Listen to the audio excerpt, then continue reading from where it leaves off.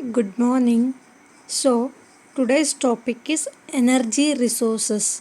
So, I think you already know what is energy resource basically, and biotic and abiotic factors, renewable and non renewable energy resources. So, here energy is an important input for development.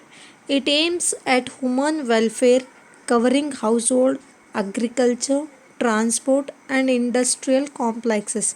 Like other natural resource, energy resource is also a renewable as well as non-renewable energy resource, right?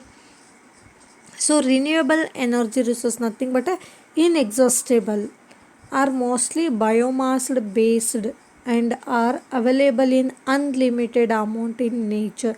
It is not a limited, since this can be renewed over relatively short period of time. Within a short period of time it is again renewed. This include firewood like your fuel wood obtained from forest, petro plants, plant biomass, and animal dung, right? Solar energy, etc. These are renewable resources. These can reproduce themselves in nature and can be harvested continuously through a sustained proper planning and management. So it is in a it is not in a limited way, and it can be again recreated, right, renewed.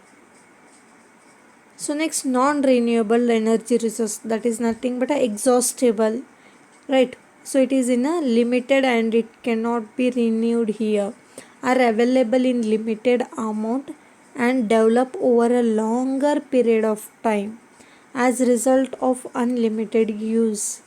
They are likely to be exhausted one day finally. These include coal, mineral oil, natural gas, and nuclear power, petroleum. The common source of energy being organic, that's a biotic. In their origin are also called fossil fuels, coal and fossil fuels.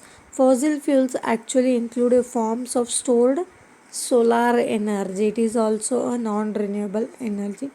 The third category of energy includes nuclear energy, which is produced from a nuclear fission, nothing but splitting here, or it is relatively a clean form of energy as compared to other types of energy.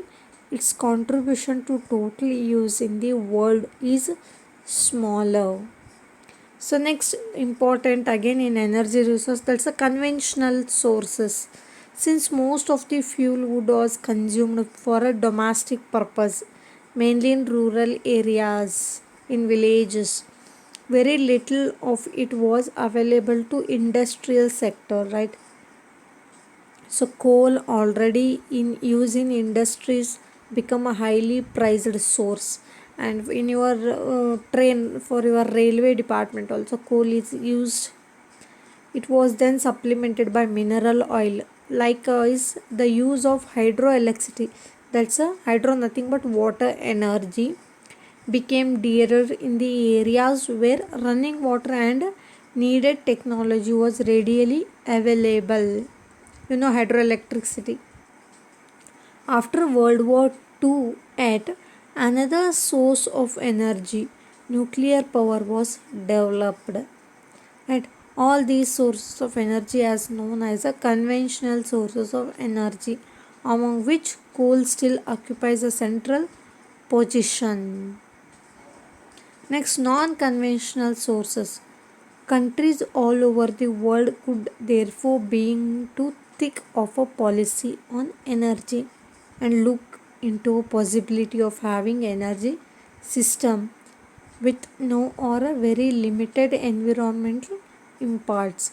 The coal and oil deposits are the exhausted one day, right?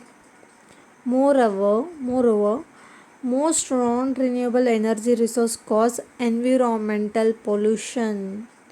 The energy crisis has shown that for sustainable development in energy sector, we must conserve the non-renewable conventional sources and replace them by non-polluting renewable sources. It is very important here.